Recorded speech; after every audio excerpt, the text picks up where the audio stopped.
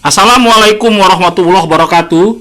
Jumpa lagi dengan Bapak ya. Kali ini Bapak akan menjelaskan mata pelajaran Pendidikan Pancasila dan Kewarganegaraan untuk SMA kelas 10 semester 2. Sebelum Bapak menjelaskan, demi mengembangkan channel ini agar lebih baik lagi, marilah dibantu dengan subscribe dan like-nya. Terima kasih atas subscribe dan like-nya. Selamat menyimak.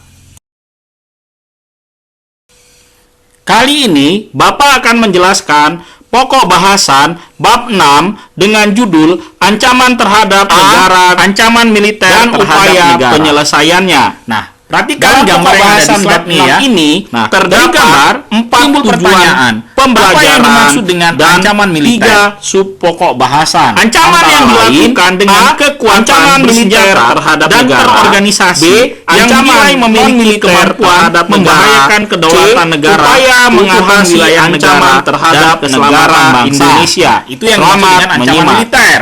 Ya, coba kamu berikan contoh ya. Apa contoh-contohnya? Wujud ancaman militer. Perhatikan ya, ini wujud ancaman militer antara lain agresi, bentuk ancaman militer yang menggunakan kekuatan bersenjata oleh negara lain terhadap suatu negara. Pelanggaran batas wilayah merupakan ya, perhatikan ya, pelanggaran batas wilayah ini merupakan bentuk ancaman militer melalui suatu bentuk tindakan dengan cara memasuki wilayah suatu negara tanpa izin. Spionase, kegiatan pengumpulan informasi yang bersifat rahasia, baik mengenai seseorang maupun organisasi tertentu. Nah, perhatikan lagi selanjutnya, sabotase merupakan tindakan yang dilakukan secara sengaja, terencana, dan tersembunyi dengan melakukan perusakan terhadap sarana dan prasarana tertentu. Selanjutnya perhatikan lagi nih, aksi teror. Ancaman militer yang dilakukan dengan beragam cara untuk memberikan efek ketakutan pada korban. Selanjutnya, pemberontakan bersenjata. Ancaman militer berupa ini ya, perhatikan ya, pemberontakan bersenjata ini, ancaman militer berupa pemberontakan terhadap kekuasaan yang sah. Selanjutnya, perang saudara atau konflik komunal merupakan ancaman militer yang dilatar belakangi oleh perbedaan sara. Apa itu? Suku, agama, ras, dan antar golongan. B. Ancaman non-militer terhadap negara. Nah, apa yang dimaksud dengan ancaman non-militer?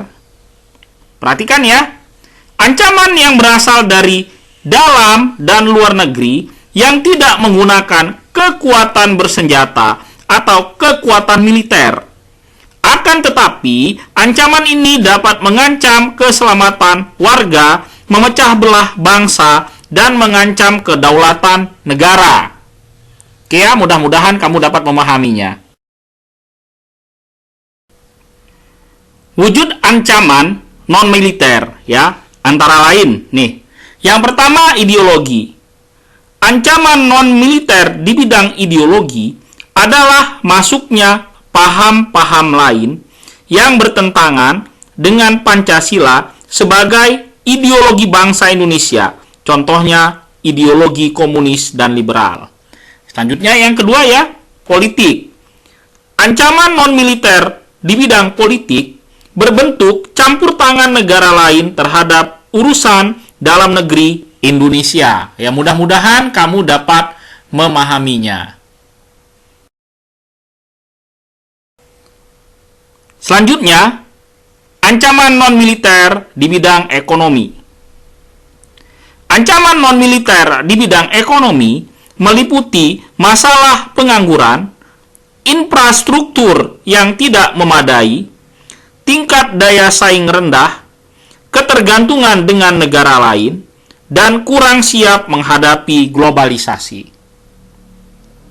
Selanjutnya, sosial budaya. Ancaman militer di bidang sosial budaya meliputi masalah kemiskinan, kebodohan, ketidakadilan, dan keterbelakangan.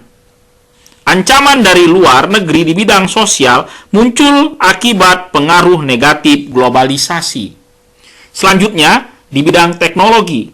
Ancaman non-militer di bidang teknologi muncul akibat penyalahgunaan teknologi dan informasi melalui internet dengan media sosial yang hampir dimiliki oleh sebagian besar masyarakat Indonesia.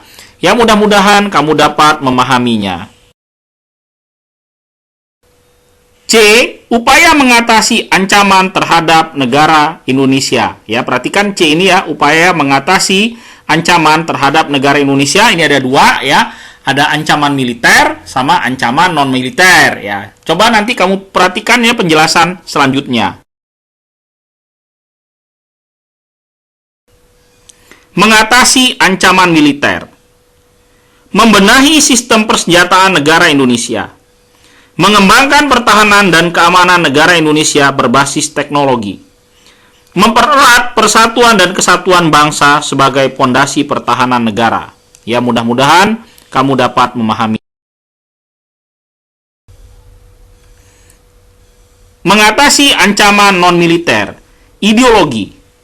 Ancaman dapat diatasi dengan memperkuat ideologi Pancasila dan meningkatkan upaya diplomasi. Politik. Ancaman dapat diatasi dengan penguatan pemerintahan yang bersih, efektif, bertanggung jawab sesuai undang-undang. Ekonomi. Ancaman dapat diatasi dengan membangun ketahanan di bidang ekonomi, meningkatkan etos kerja, terbuka terhadap kemajuan teknologi, dan meningkatkan rasa cinta pada produk dalam negeri. Sosial budaya. Ancaman dapat diatasi dengan memajukan pendidikan, memasukkan wawasan kebangsaan, kebudayaan lokal, rasa cinta tanah air, nasionalisme, patriotisme, dan nilai agama dalam pendidikan. Di bidang teknologi, dapat diatasi dengan membentuk peraturan tentang kejahatan dunia maya dan meningkatkan sistem keamanan negara. Ya, mudah-mudahan kamu semua dapat memahaminya.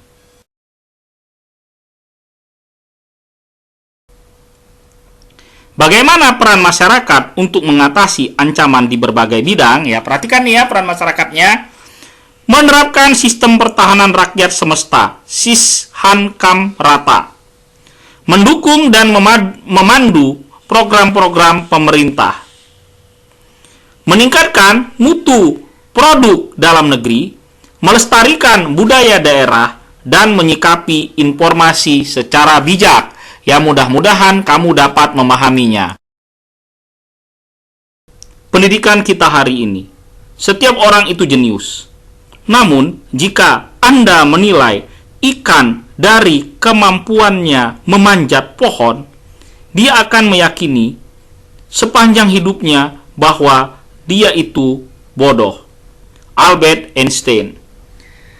Terima kasih sudah menyimak pelajaran dari Bapak ya, mata pelajaran PPKN ya. Tetap semangat menggapai cita-cita, belajar dan jangan menyerah. Terima kasih. Wabillahi taufik wal hidayah. Wassalamualaikum warahmatullahi wabarakatuh.